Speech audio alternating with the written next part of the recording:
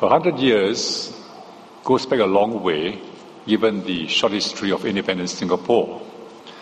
So many of us may not know or recall the key milestones of aviation history. I certainly did not know. When the first flight took off in Singapore? Well, it took off at the old Racecourse Road at Farrer Park in 1911.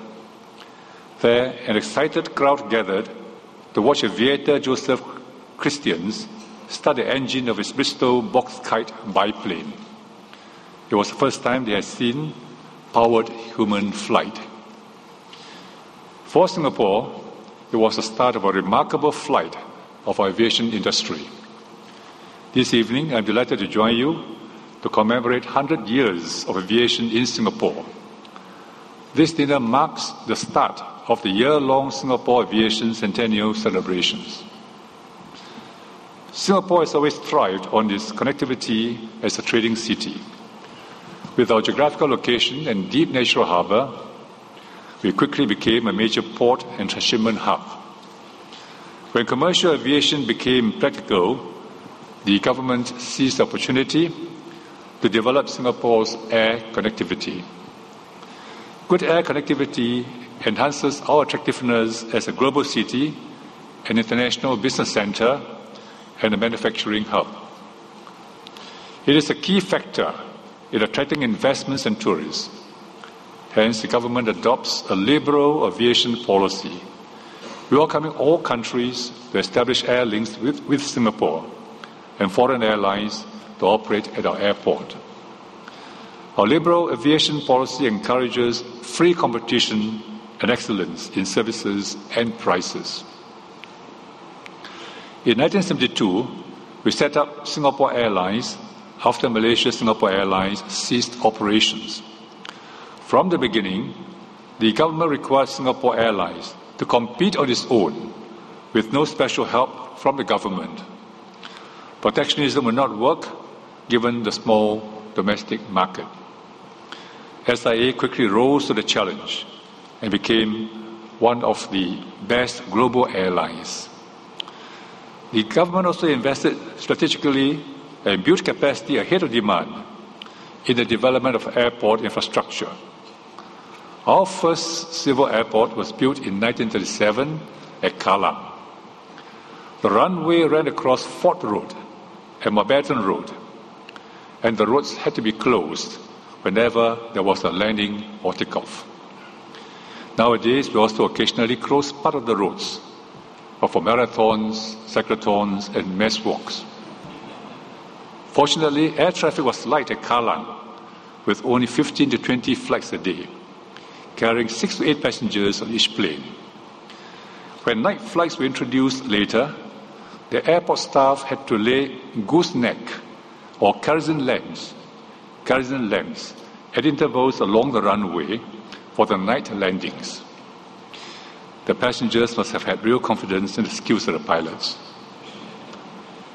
As civil aviation grew rapidly, Kallang soon became too small and could not cope with a bigger new aircraft. The airport shifted to Paya Lebar in 1955. However, the surrounding areas of Paya Lebar became built up, and in 1975, the government decided to build a new airport at Changi. Changi Airport received its first commercial aircraft in 1981. By 1988, it has surpassed the 10 million passenger milestone and received its first Best Airport Award. Many more awards followed. We continue to build up Changi Airport with new terminals ahead of passenger demand. It was one of the first countries to have a dedicated budget terminal for low-cost carriers and gates specially customized for the Airbus A380. Over the years, our aviation industry expanded into new areas. Inroads were made into the fast-growing aerospace engineering sector with the formation of SIA Engineering Company and Singapore Technologies Aerospace. Both continually invested in new capabilities and infrastructure and have grown significantly to become important regional players. More recently, the government has also decided to develop Seletar into an integrated aerospace park to serve the aerospace sector as it enters its next stage of growth.